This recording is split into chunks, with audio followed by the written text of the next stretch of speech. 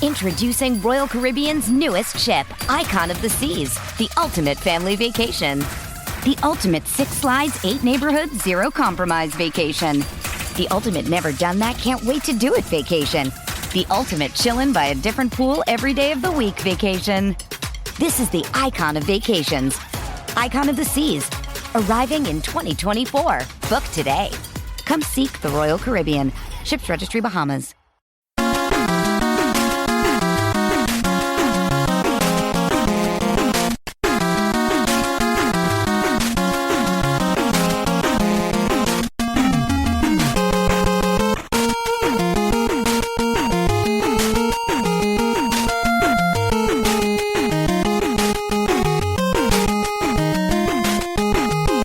Hello again, hockey fans. Are you ready to brave the wild? With me, your host, Paladino Joey, or Joey Awajan. Brave the Wild is available on thesportstuff.com and on iTunes. I thank each and every one of you always for downloading and listening to this show. It's a pleasure to be back on board once again. We left off with the last episode of Brave the Wild, saying, have the Wild reached their ceiling? And that's the question. It's an ongoing question here as we head into State of the Wild 2015. That's the name of this episode right here. Because, well, where are the Wild right now? What is their present status? And will they continue from it? Are they just a team that can get to the second round, bump into the Chicago Blackhawks, and lose? Is that all we are? Or are we going to get knocked out in the first round next season? Or are we going to finally... Is somebody going to finally emerge? Not just the team, but somebody in general going to finally emerge, be the star, and ultimately say it's time for this club to advance past Chicago and make the ultimate move towards the Stanley Cup Championship. Is that day coming? And who will that player be? Well, we're going to talk about that as best we can. I'm not going to give you a player particularly, but I'm just going to say players that hopefully can do it and players that probably will not. Stuff like that. That's kind of what the case is here. Do we have that player on the roster? Well, we'll continue to talk about that in the second segment. The first segment, I'm going to kind of sort of go over the 2014-2015 season. Going to kind of go over the storyline a bit without dragging it out too long, I hope, in the first segment here. As I mentioned, going to also give you the most valuable player for last season, the biggest surprise, biggest disappointment. You can probably guess what most of those are going to be, or at least two of them. We'll get to it when we get to it here. So let's start things out here, as they did start out so well, as Mike Yeo seasons often do. But it started out so well, it gave us so much hope that little did we know where things were going to head and where things were going to wrap up. Just what a roller coaster ride of a season it truly was. When you consider the Minnesota Wild bump into the Colorado Avalanche to open the season and shut them out twice. Yeah, I mean, that's a pretty big deal to shut out the Colorado Avalanche twice. That's quite an accomplishment. Pardon me. Regardless of how good or not good the Colorado Avalanche ultimately were this past season, the fact remains the Wild had just come off defeating them in a 7-game series. I mean, it was so damn close it had to go to overtime in the 7th game. And yeah, it hit the post. The puck hit the post for it to go in past Mr. Varlamov. But well, that's how it goes. The Wild finally had a stroke of luck. Okay, let's get off that. The promising start for Darcy Kuemper is what had a lot of us pumped, a lot of us so excited, like, wow, he's already taking that next step. We gambled and won. Yes, Chuck Fletcher gambled and won by not making a move on a goaltender in the offseason. Yeah, we gambled and won. Yeah, well, Darcy Kuemper's talent is undeniable. Sure, he's a talented guy, and he's big. He takes up a lot of space. That doesn't hurt, as long as he's young and spry and obviously not injured. You know, when he actually, that he doesn't have a large history of injuries, like Nicholas Backstrom. We'll try to talk about him in the second segment if we feel like it, very, very briefly. But yeah, Darcy Kuemper's very positive start had us all pumped up. We have our goalie of the future. Things are looking up for this franchise. We got our goalie of the future. We're ready to roll. And we have a nice backup in Backstrom, too. Yeah, great backup goalie. Yeah. But things look so promising October and about midway through November. And I mean, pretty promising. But ultimately, it was it was losses to the LA Kings. It was a loss to the LA Kings on November 26th that had us starting to wonder, 4-0 loss to the LA Kings. But it was necessarily always lost. But losing also to Ottawa, Pittsburgh, Montreal early on, so we're signs of things to come. The Wild started to give up a lot of goals, losing to St. Louis in overtime. Not the worst ever, but the fact that the Wild were losing is what matters. I mean, a loss is a loss. And then you go into December, and, well, you had a couple of okay moments. Looks like we might be okay. We actually beat the Montreal Canadiens 2-1. You beat the New York Islanders in a thriller when their goalie Johnson just couldn't seem to handle the Wild. But then you go to San Jose and lose. On December 11th, you barely beat Arizona with a familiar goalie in net. December the 13th. But then you start losing to Chicago, Boston, Nashville, Philadelphia, Winnipeg. And you sneak one past Winnipeg and then lose 3-1 to Columbus on December 31st. A classic Minnesota Wild New Year's Eve game to a team that's not really a playoff team. Just a lame-ass loss. That's what it was. And then January happens, and it's one loss after another. Oh, sure, we beat Toronto, who was sucking Major League. I mean, they had no business being anything out there. Toronto went from a pretty solid team to a team that couldn't get along. They couldn't play together. They couldn't do anything. An absolute joke. And then there was January the 3rd. January the 3rd, a 7-1 loss. That was just like, yeah, this is great. I was admittedly at a Timberwolves game for the first time in how many years, but I kept watching the updates and keeping up with that game, and I regretted keeping up with that game. But not that the Wolves game was very entertaining either, because the Wolves got beat by Utah that night. But the Wild losing 7-1 in Dallas, and yeah, it was just an exasperating loss.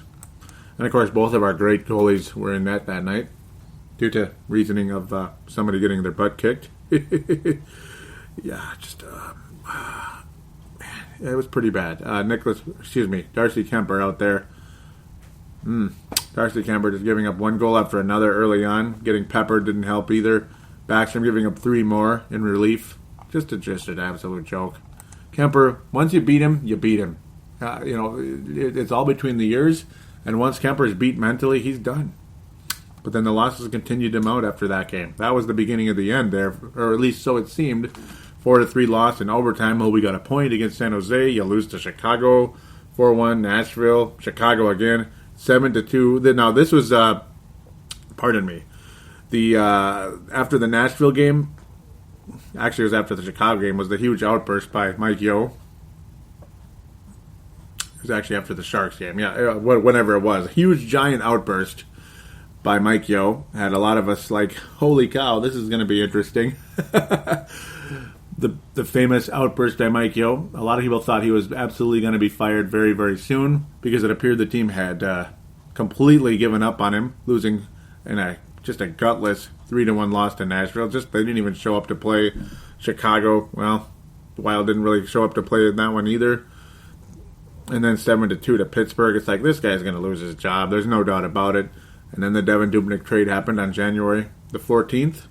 Next thing you know, he's in the Wild's net right away in Buffalo, New York, and the Wild win 7-0. And it was the beginning of something positive. We were all so happy, so encouraged. Devan Dubnyk goes to face his old team right away, 3-1 victory over Arizona. And then you had losses to Columbus and an overtime loss to Detroit, and then you start wondering, oh boy. Well, it was novel, and yeah, the Wild are better with this guy in net, better than Darcy Kemper and Backstrom, who couldn't stay healthy if his life depended on it. And even if he can, he's just too broken down now. Forget about it. But yeah, the overtime loss to Detroit, giving up 1 trillion goals, and Kemper was okay, but just couldn't get the job done in the shootout in relief. And that would be Darcy Kemper's last appearance last appearance for several months, until much later when he looked good. But then you beat Edmonton, Calgary. Very boring games. Charlie Coyle, beautiful goal that night. I still remember that very well on a breakaway. Unbelievable play. Very boring games, but wins. Wins. That's all that matters, because Devan Dubnyk was shutting everybody down. Vancouver, giving up only 2 goals against Vancouver. He shuts out Chicago, shuts out Colorado, beat Vancouver again. Winnipeg wins, but a very low-scoring game, blah, blah, blah. It just continues. I mean, you never saw 4 goals against Dubnyk. You very rarely saw 3 goals, and anytime you see 3 anyway, is because of a shootout. or a lucky bounce or something. But it was just one win after another, and the other team would generally have one goal or two goals. There were some frustrating nights, but ultimately the Wild just played unbelievable hockey into February, into March, just continuing to play well one night after another. And when you see the Wild beat Hamburglar to open the month of March, Tuesday the 3rd, very exciting. It took a shootout, but the Wild won the game, and Hamburglar's first loss with the Ottawa Senators, and Devan Dubnyk ended up winning that battle, and it was a wonderful night. Things just continued to go the way they did. A couple of losses here and there, obviously they're going to happen, but overall the Wild just playing unbelievable hockey, beating teams like the Kings, beating St. Louis, which is a harbinger for things to come, because for the longest time it didn't look like the Wild was ever going to beat St. Louis. It looked like St. Louis was the team that would just bully the Wild forever. And I still think the Anaheim Ducks are that team. Oh, wait. and Detroit pretty much is that, too. You open up the month of April with losses to Detroit and New York back-to-back. And that kind of made me wonder a little bit. It's like, uh-oh, we're in trouble. Losing to Winnipeg. Oh, man.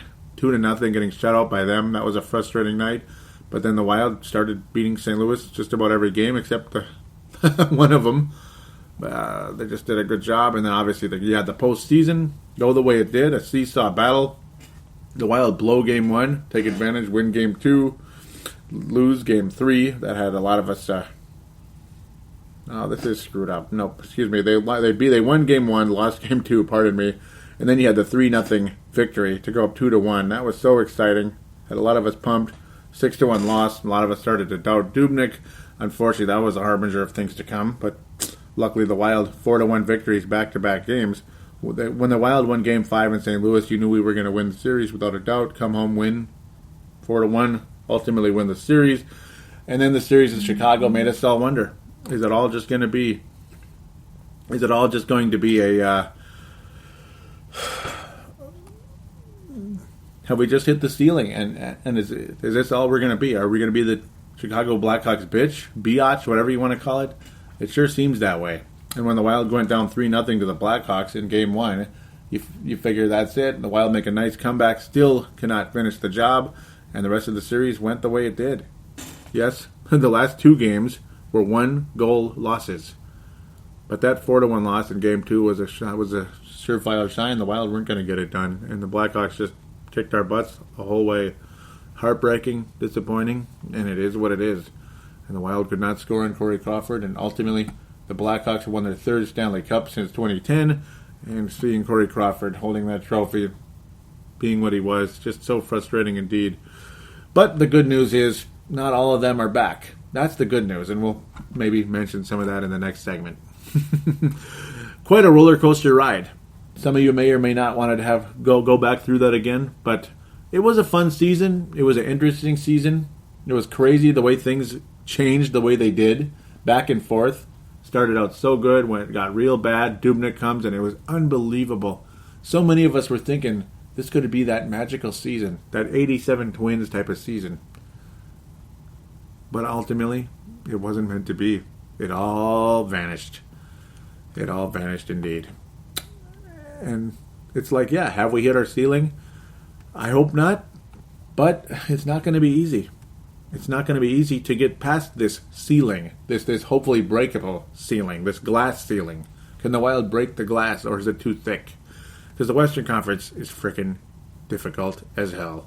Colorado Avalanche were the last place team in our division. They were 8 games above 500, ladies and gentlemen. That's not good. 8 games above 500. The last place team in the division was 8 games above 500, and they finished with 90 points. You know, did you know that the Minnesota Wild had 90 points in some of their... they had 94 points in the season. They went all the way to the Western Conference Finals. So it just tells you it ain't going to be easy, man, for this team to go anywhere. But ultimately, it doesn't necessarily mean anything. As long as you make the playoffs, anything could happen because the Kings did it more than once. So hopefully the Wild can do it.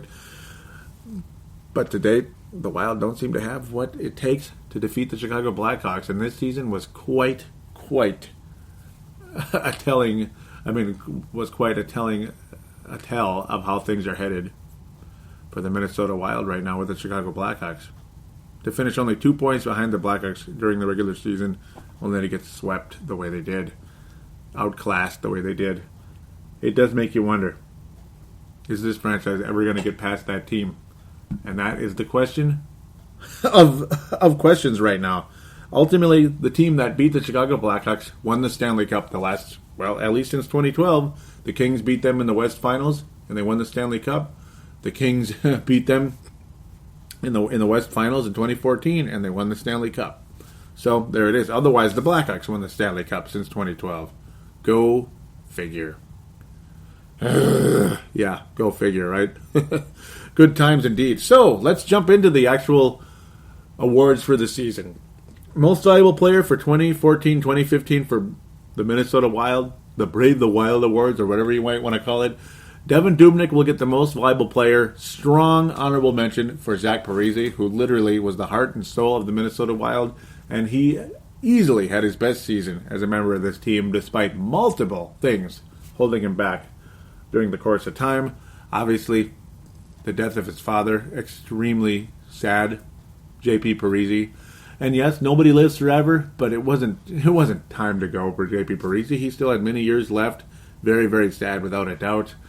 And, I mean, you can imagine how that could weigh on a player like Zach Parise, who's an emotional guy, a passionate guy.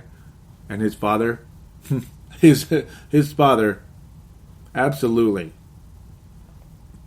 put Zach Parise in the NHL with the training and the motivation and the spirit and the passion. J.P. Parise taught Zach so many things. And of course, I wasn't behind the scenes of Fly on the Wall, but from everything we know, ultimately J.P. Parise was everything to Zach out there as an NHLer and as a hockey fan, hockey player, all the above. So, a moment of silence one more time for J.P. Parise. Zach Parise, honorable mention for the Most Valuable Player award for Brave the Wild this past season. Biggest surprise, easily Devan Dubnyk. You bring in a guy for a third-round pick, hoping he can at least be a Band-Aid goalie. Maybe you just keep him for the rest of the season. Maybe he flames out, whatever it is. But at least you have something, you have hope that just maybe you have an okay goalie to kind of be a stopgap for the team this season. Maybe there's still a chance he might end up being a decent goalie. Good enough, like the offense does what it does, that scores us 3 or 4 goals, and Dubnyk keeps it down to 3. And the Wild win 4-3 or 4-2, whatever it was. But Devan Dubnyk far exceeded everyone's expectations, and his career ultimately didn't reflect what he was supposed to be. He was a first-round bust, unfortunately. But now he's starting to look like that first-round pick, which is what the Edmonton Oilers hoped he would become. And ultimately, we'll talk about his new contract in segment number 2. Biggest disappointment? Well, there's a couple out there. But the winner is going to be Erik Haula. After last postseason, you had so much hope, so much encouragement for the 7th-round pick, the former Gopher, leading scorer for the Gophers, the heart and soul of that club. A team that just played with, a young man that played so well, far exceeded expectations throughout his entire hockey career into college and into Iowa and ultimately to the NHL with the Minnesota Wild. And to follow it up with the season he had last year, just kind of has you wondering what the hell happened, and is he ever gonna achieve what we're hoping he could now? Because obviously his expectations were down, way down, and they got raised way up with how well he played into the regular season and especially in the postseason.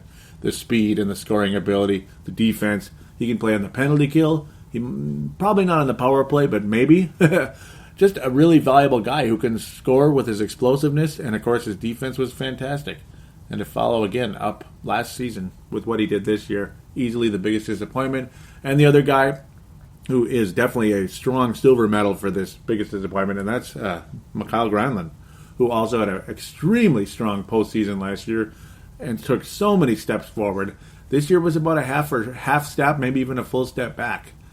And he looked like the same guy he was his first year in the NHL. He looked small. He looked like he wasn't up to the physicality of the NHL. Really? His 3rd year in the league, and we're talking about that now when we didn't really talk about it at all his 2nd year. Maybe the first half month or so. And then he started to take over after Charlie Coyle hurt himself. Man. What a frustration. Charlie Coyle hurt his knee. Mikael Granlund took over as the second-line center, became the number one center. He's been the number one center ever since. It's not like he got sent down or to the minor leagues or got demoted to the third line or anything. But good Lord. Now, of course, Charlie Coyle was second-line center year before last, if you know what I'm saying, ultimately. And then Coyle was mostly, this past season, third-line center, and he was damn good at it. But he's the guy who needs to step up if this team is going to win anything. Again, we'll talk about that in segment number 2. That's basically where we're headed. That's a teaser for what we're going to talk about. So, Devan Dubnyk, the MVP, and the biggest surprise, without a doubt. Honorable mention for MVP, Zach Parise. Biggest disappointment was Erik Haula. Honorable mention to Mikael Granlund. And I'm going to throw Ryan Suter as well into biggest disappointment. But again, he also had his father pass as well. Very, very sad indeed. So, his father was younger than J.B. Parise, only in his 50s, died of a heart attack, just kind of like that. I mean, unbelievable. So I can't really put him at the top of biggest disappointments, yet he was disappointing. And part of that, though, is on Mike Yeo. Bring the minutes down, please. Hopefully, the free agent acquisition the Minnesota Wild were able to get in the offseason will help in that area. No guarantee there, but hopefully. Somebody has got to be that guy that can help limit Ryan Suter's numbers or minutes just a little bit. That would be greatly appreciated. Then you might actually not look gassed out there 24/7. That would be great, wouldn't it? So there you go. Biggest surprise, yep, Devan Dubnyk. With no honorable mentions in that case. Other than, I guess, Mike Yeo being better than we thought after Devan Dubnyk came. Yeah, that's kind of a joke, but we'll leave that alone. Let's jump into segment number 2 right after this.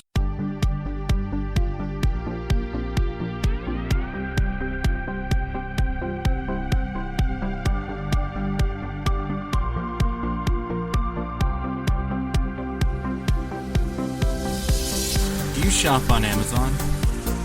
Did you know that you can support this podcast just by doing your normal shopping on Amazon? It's really easy to do. Just go to thesportstuff.com and click on one of the many Amazon pictures. Do your normal shopping, and Amazon sees that we referred you, and they give us a percentage. We'd like to thank you in advance for supporting thesportstuff.com, and please use our Amazon link. Now enjoy the rest of the show. We are going round like Saturn's ring.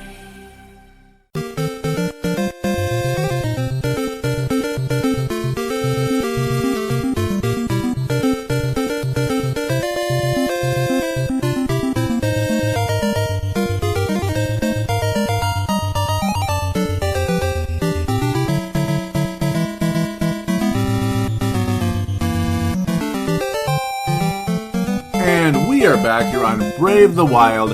It's time to get into, well, the present and the future for the Minnesota Wild here. We'll open up with the draft, and then we'll jump into free agency after that. Guys that are, the comings and goings for the Minnesota Wild. Not only for the Wild, but also in the minor league system as well. Might as well mention that. Not too many to get to, so don't worry. Don't worry, there won't be too many minor league moves of guys that some of you may or may not have heard of, or maybe you don't really have many high hopes on. Hopefully, there's some positive news in that area. But let's jump into the draft. First, the Minnesota Wild select Joel Eriksson Ek. Joel Eriksson Ek out of Sweden. Yes, that's right, the Sweden Hockey League. So, another player from Sweden, not Finland. So, it looks like we're starting to kind of slide in the Swedish direction, possibly. Maybe. The good news is he's 6'2" and 183, and a center. That's right, a center. Now, we're going to be referring to Hockey'sFuture.com. Hockey'sFuture.com. Not sure if, some of you may know about it, some of you don't. It's a pretty nice website to talk about prospects, so I will give them a plug, and I will cite them for this due to plagiarism possibilities and all that. So I'm not plagiarizing. I am mentioning that they gave me this information. Okay, Joel Eriksson Ek, pardon me. As a center, he plays an aggressive style, anticipating play and disrupting breakouts. He brings a highly rated shot and, most importantly, does not display many real weaknesses in his game. Eriksson Ek is not an immediate solution to the Wild's problems at center, but he has the best upside of any center in the system and brings honest top-line potential if his development continues as it has done. So basically, as long as he keeps on the trend he's been on, it would be nice, wouldn't it? He may have been a safe pick, but the team is also betting that the first Swede taken in the draft is a special player, ideally suited for the Wild's current system approach. So, yeah, clearly this team focusing on the center position. Not a knock on Granlund necessarily, but at the same time, well, yeah, you can never have too many centers, especially if they're, in the top 6 variety. That would be great. And also the fact that Mikko Koivu is no longer a top 6 center. Maybe he never really was a top 6 forward, pardon me, meaning he'd be top line or second line ultimately. So now in the second round, 6'5", 222-pound Jordan Greenway. Jordan Greenway, left winger, second round, 50th overall. Not bad ultimately. Greenway is a player who's not afraid to engage opposition players, but surprise, surprise, a guy that big. But then again, why should he be?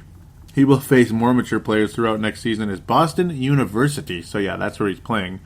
Yep, Boston University. Justin Tuck, by the way, is from Boston College. So, yeah, we got some guys playing out east, and those are pretty big schools when it comes to, or pretty good programs when it comes to Division I hockey. So that's good. I have no problem taking these guys.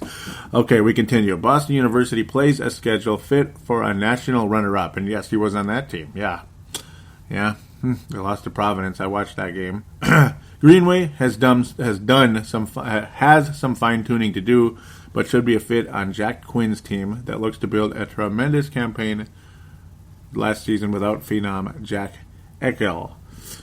Greenway will be part of an impressive incoming freshman class that includes Bruins 2015 second-rounder Jacob Forsbacka-Karlsson and St. Louis 2014 second-rounder Maxim Lutanov, traded to Arizona, and should be able to put up impressive numbers. So we will see ultimately there. Yes. Hopefully things will work out.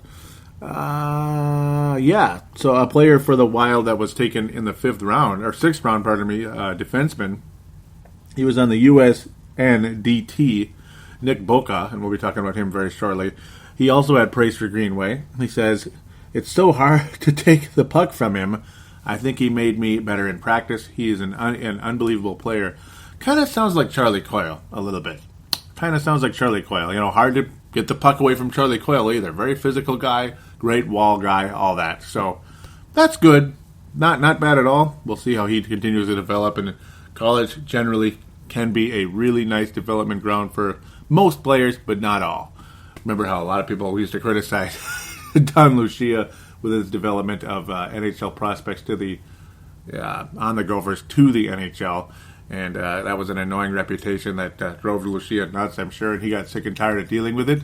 So he went more for guys that are willing to stick around longer than one bleeping year, and the Wild became more of a national power, at least for one year or so.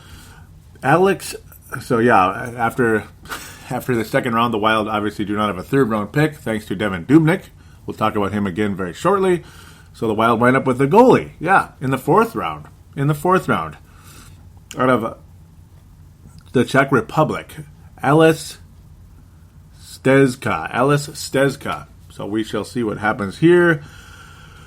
And we also have a reference to Kaipo Kokkonen. I wish I could say his name right, but I do know about him last year. He was a third-round pick for the Wild as a goalie. So, we have multiple prospects in the system, but they're playing overseas at this point in time. None of them are going to be in the Iowa Wild next season, I believe, anyway. I'm pretty sure they're still signed. Yes. The Wild sees the need for patience with both 2014 Kaipo Kokkonen and with Stezka. Stezka is prepared to come to North America next season to join the Sioux Falls Stampede. Oh, so there you go. The Sioux Falls Stampede of the USHL. After that, he would be eligible to play in the NCAA, according to Brent Flair, but as a European draft pick, would have several options. Okay, Stezka is a big-bodied goaltender who needs some work with aspects of his game, such as lateral movement.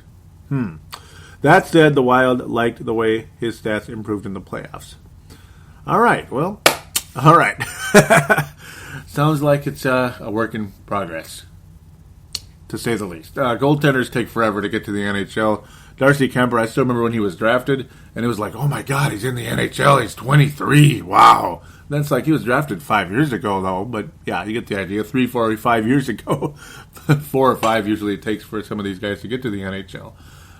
Yeah, it's rare you see 24-year-old goalies. And yes, there are some, but very few of them end up being good. All right, 5th round, and the names get no easier to pronounce. And yeah, and there's a reason why I'm doing a reference to this. It's not like I'm super duper, and I challenge most of you out there that are hockey fans that are probably like rolling your eyes at me right now because you have this snobby approach to like, oh boy, he should know everything about hockey, blah, blah, blah. I'm sure you guys weren't sitting over there in Europe watching these guys play every night, were you? Or did you have live feeds on your laptops watching them? Or do you just sit and watch YouTubes on them? Probably after they were drafted. Well, sure. Okay, back to the 5th round. 135th overall, Kirill Kaprizov. Well, that's not too bad. Kaprizov, I still might not be pronouncing it right, but yeah, Kirill Kaprizov. Kaprizov is an intriguing pick for this reason, but he also has hockey skills. And he's a left winger, by the way. And the Wild selection here should be praised for all the potentially positive outcomes from it. And by the way, before I continue, it would be nice to see a 5th round pick actually become something for the Minnesota Wild. We're still waiting on that. Doug Risebrough, who sucked big time. I mean, he was probably the worst GM ever. Just about. Maybe not quite, but he's got to be one of the worst GMs ever. When you look at his draft success, you had entire draft classes for the Minnesota Wild, like, bust. Yeah. I mean, yeah. We've had entire draft casts, like the year, was it 2004, I do believe. The year the Wild took A.J. Thielen. I don't think a single player in that draft class really became anything in the NHL. And if I'm wrong, do forgive me. Yeah, that one still hurts. Okay, the 115th player by ISS, Kaprizov, was another standout for the Ivan Hinka U18, so under 18 tournament, pardon me, as he scored 7 points, 5 goals in 4 games to lead Team Russia. That's not bad at all. The Wild scouts there saw, in Brent Flair's words, a very smart player. Kaprizov is an excellent skater who reads play well. He has a quick release and can pass creatively. In all, he is a small player at this stage of his career, but one with professional experience. This guy.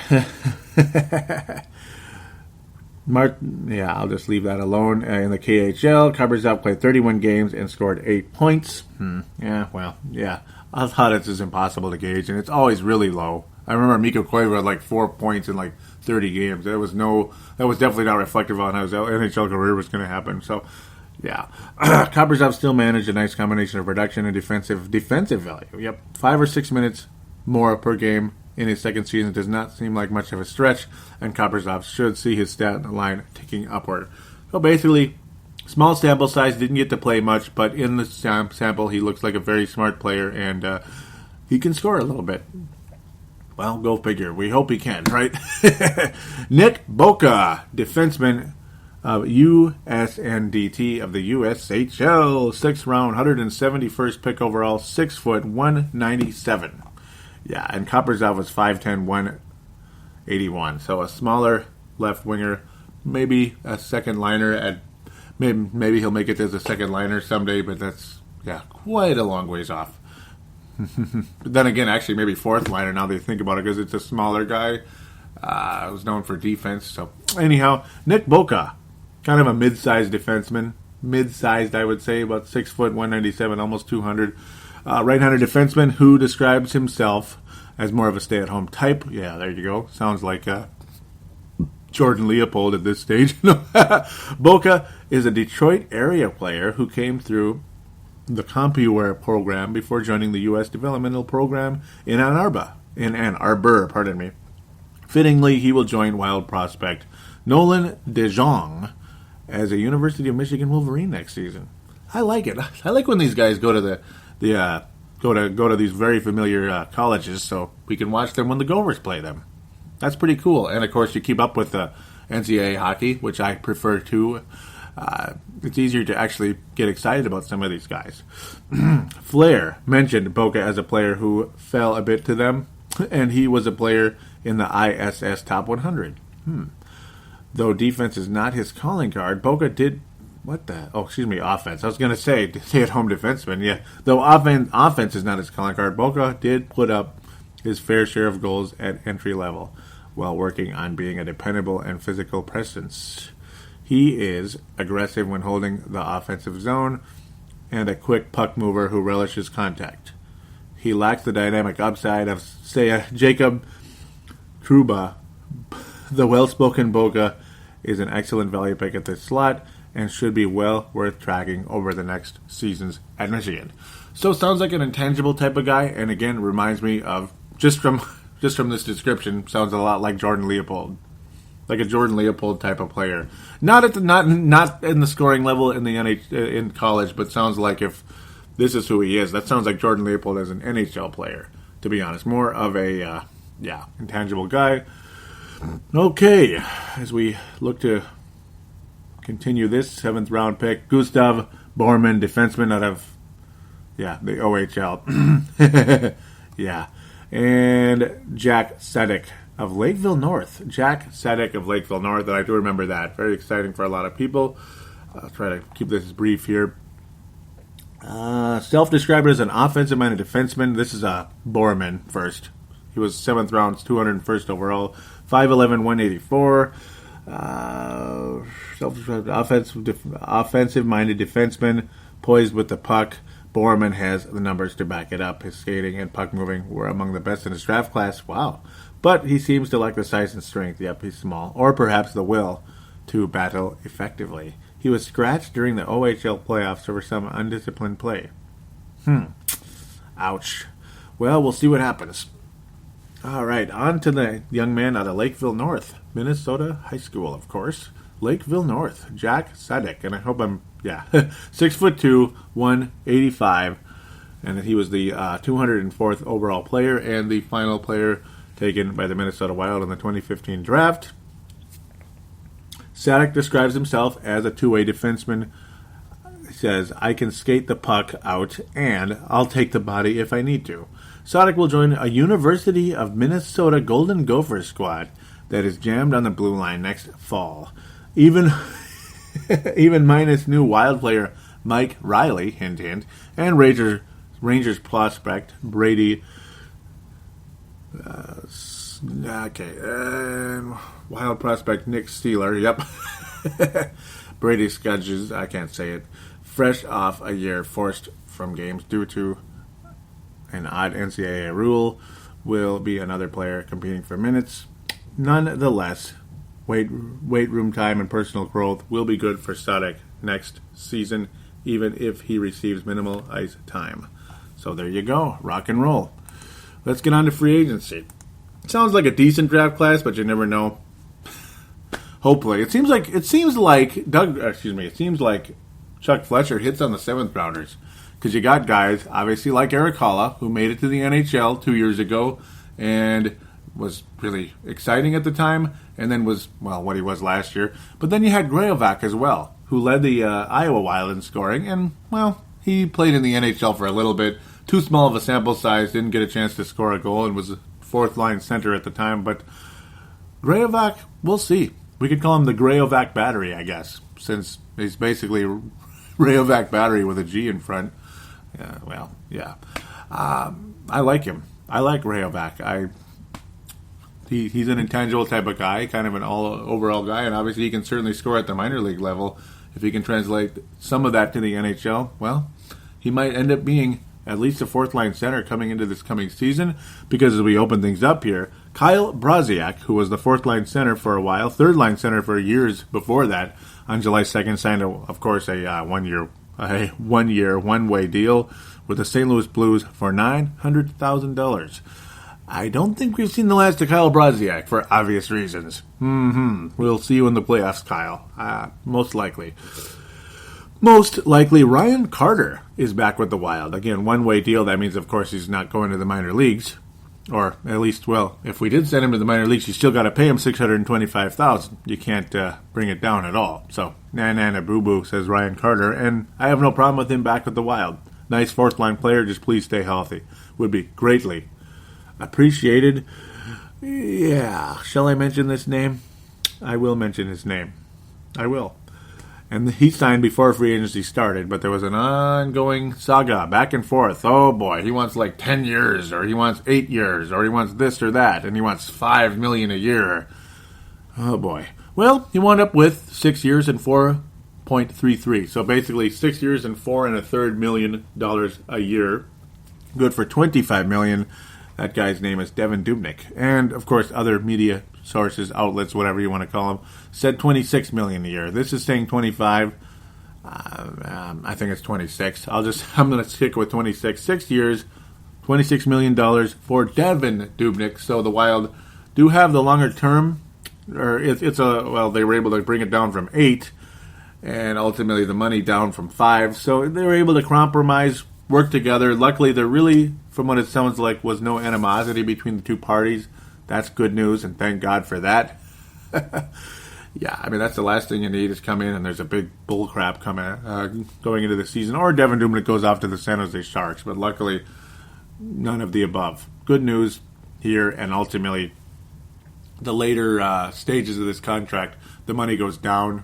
That's also good news. So possibly, maybe Darcy Kemper emerges as a really good player, and that's Chuck Fletcher's thinking as well. Maybe Darcy Kemper eventually becomes the starter. Devin Dubnyk becomes like a backup or a platoon with Kemper later in the contract. Or maybe Devin Dubnyk is just a fantastic, phenomenal player, and he just plays out this contract as a starter. And gosh, maybe a couple years from now we'll be talking about him going to Evelyn, Minnesota. Wink, wink. Okay, well, maybe someday. Hopefully Devin Dubnyk is that guy, but for at least the next 3 years or so, I got to think Devin Dubnyk is absolutely, positively the starting goalie for the Minnesota Wild. And that's good news. It's nice to know we have a legitimate starting goalie, regardless if he's a superstar like he was for most of his time on the Wild last season, except conveniently the frickin' Blackhawks series, or he's just a decent player. But even if he's just decent, I think that's his bottom. I don't really see him busting out anymore, like being a flat-out bust. I don't really see that happening, ultimately. Here's an interesting signing. Christian Folin signed for 2 years, $1.45 million. So basically, a little less than $1.5 million over that time. So about $750K per year. About that, something like that. Christian Folin, though, it's a one-way deal, so that means he's going to be on the NHL roster. Jordan Leopold, I think he's not coming back, and that's kind of sad. That's just kind of how it goes. And there's another guy coming back who's versatile. He can play right or left defenseman. That guy's name is Nate Prosser. Yeah, he was been inked for a 2-year deal for $1.25 million. Of course, one way that means he's not going down to Iowa, or if he does, you got to pay him full cash. So there you go. And they signed Nate Prosser right away on July 1st, and it's again a 2-year deal. Not that expensive, not really. It's about $630,000 a year. I'll take that salary right now in a heartbeat because I make about the. No, I'm kidding. I don't even want to say what I make, but it doesn't look good for Jordan Leopold coming back, and that's a crying shame. It is. I don't know. Nate Prosser over Jordan Leopold? I don't know. Why do they like him so much? Do you guys out there like him more than Jordan Leopold? And it's not just because Jordan Leopold is a gopher. Nate Prosser and Jordan both are from Minnesota, so I don't know. I don't know. Jordan Leopold seemed like he was. I don't know. I just never got this vibe. Nate Prosser is really that worthy of like much time in the NHL. He's just an okay fringe minor league NHL guy. That's kind of what he is. He's kind of on the border. That's just who he is. But God love him. Good luck to him, and hope we're the best there. Eric Halla, still a restricted free agent. We'll see where that goes. I believe that's going into arbitration, and it is, unfortunately. Josh Harding, yeah, don't let the door hit you where the good Lord split you.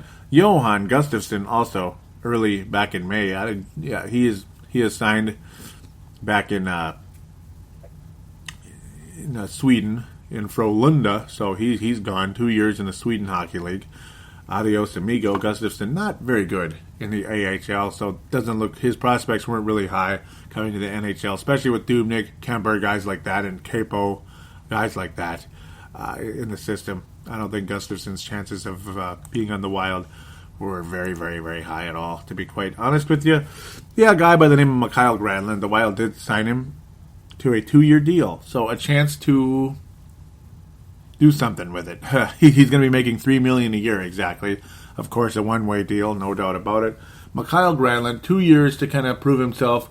It's what they call a bridge contract, where either he gets a nice big fat payday, or he's going to the St. Louis Blues or the Colorado Avalanche or some other asshole division rival that we're going to hate with a passion. And of course, he would blow up and score like 85 points and be like the next Peter Forsberg out there. That's about our luck. But for the time being, he'll get 2 years and hopefully, or again, he'll do decent and we'll sign him to like 5 years, or we'll sign him to like 8 years and like $70 million. But yeah, we'll just wait until that happens.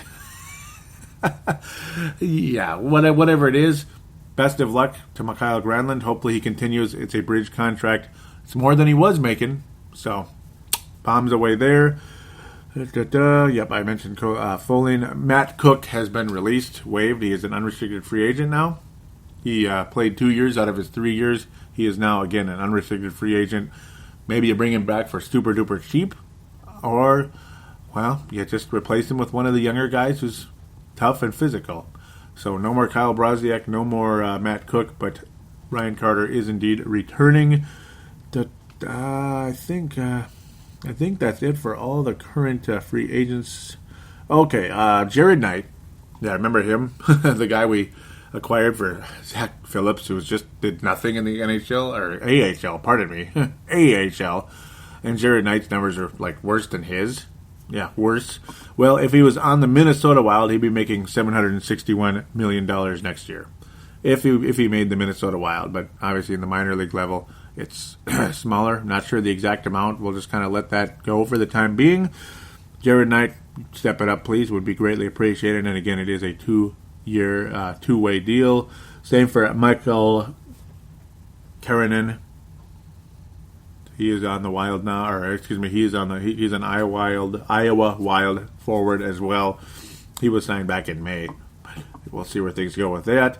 And another free agent gone for the Minnesota Wild as of, just maybe an hour or two ago, Chris Stewart. That's right, Chris Stewart, number 44, on his way to the Anaheim Ducks. Well, damn it. $1.7 million, 1 year, of course, one way. He is, he's off to the Anaheim Mighty Ducks. That's it. Anaheim Ducks, pardon me.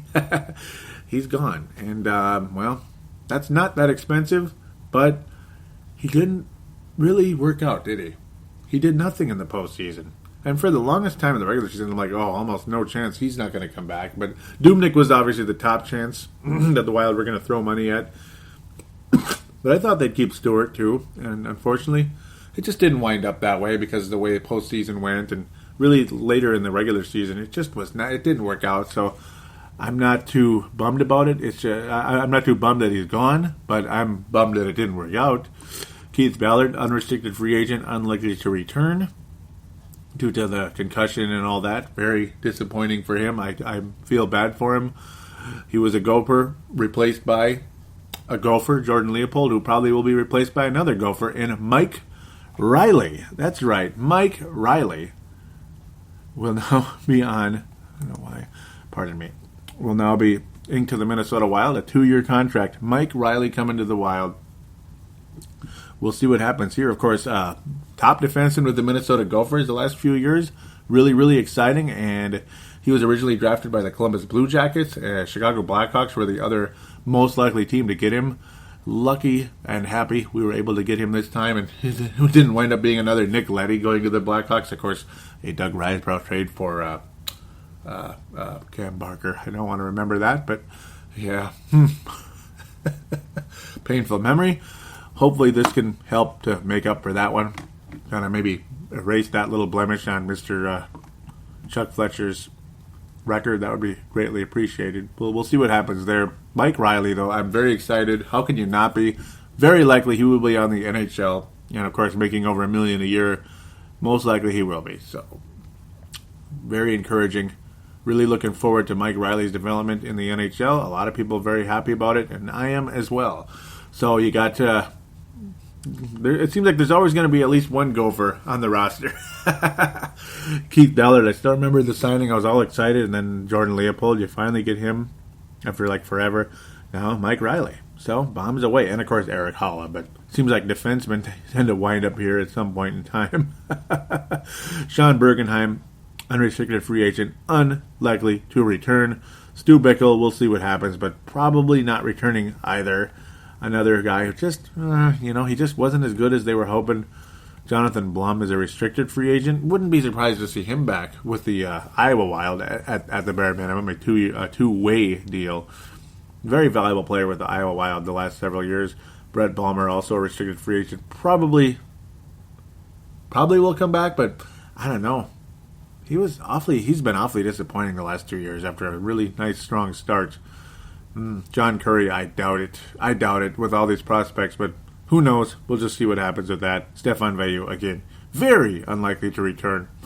But then again, he tends to always wind up back with the Wild somehow, some way. So maybe I shouldn't be too surprised if he does come back. That's your state of the Wild. That's pretty much where we are right now.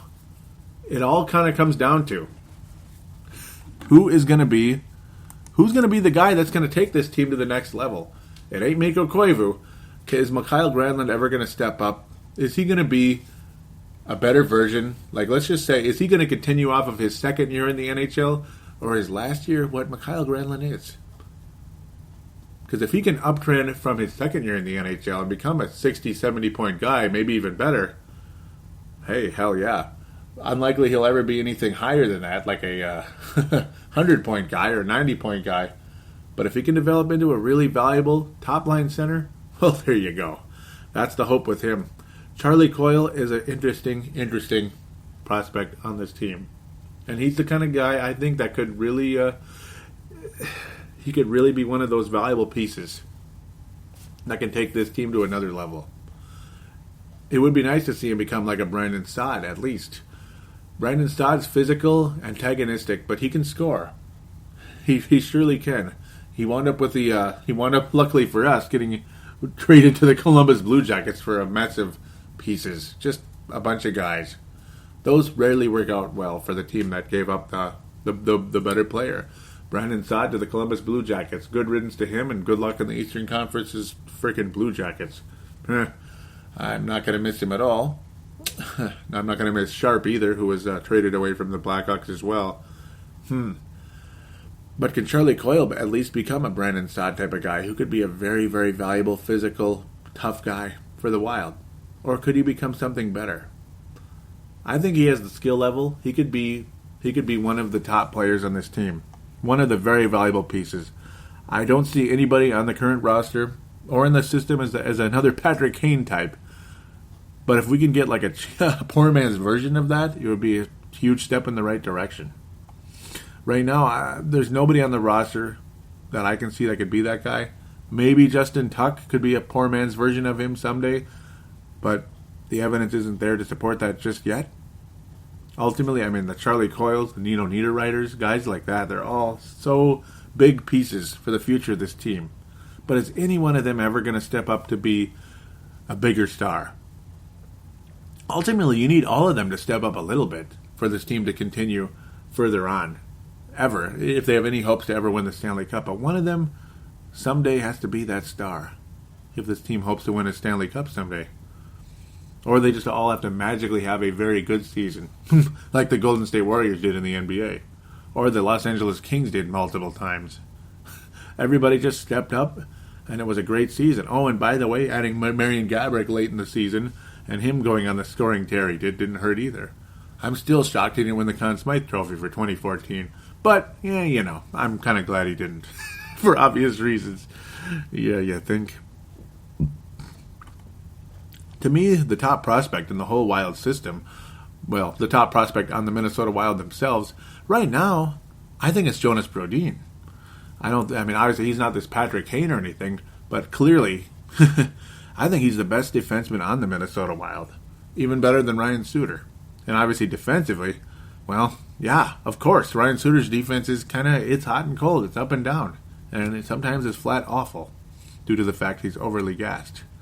But the fact you have players on this team now that hopefully can continue to develop, like a Matt Dumba, a Jonas Brodin, guys like that, Marco Scandella, you have enough players. And now Mike Riley getting added to the mix, who is a bigger prospect than Jordan Leopold was ever going to be at age 36.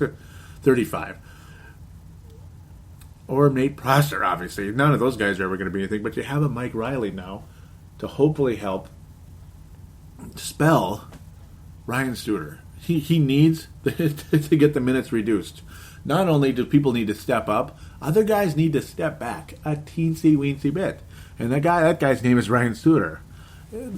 Having him out there, overly gassed, is going to kill this team. We're never going to get to the next level when you have one of your star defensemen gassed out there and getting killed by the Patrick Kanes and the Patrick Sharps and guys like this, guys like that.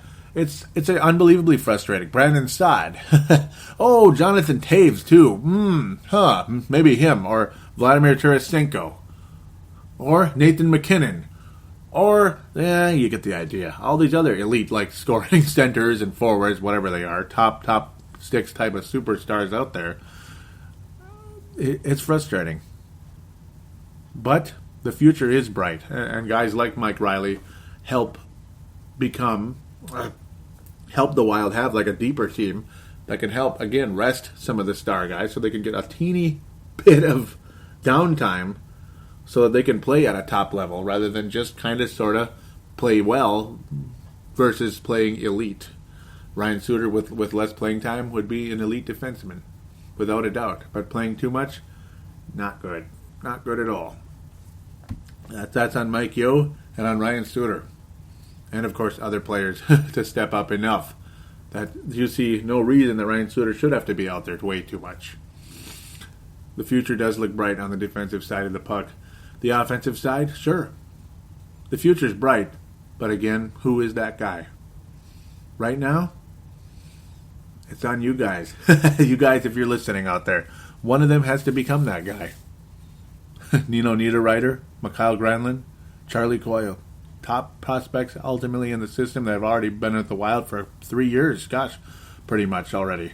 It's crazy when you think about that. Somebody needs to step up big time. They all ultimately need to step up a bit, but one of them needs to be that star. Maybe it's one of the guys that's been drafted the last 2 years.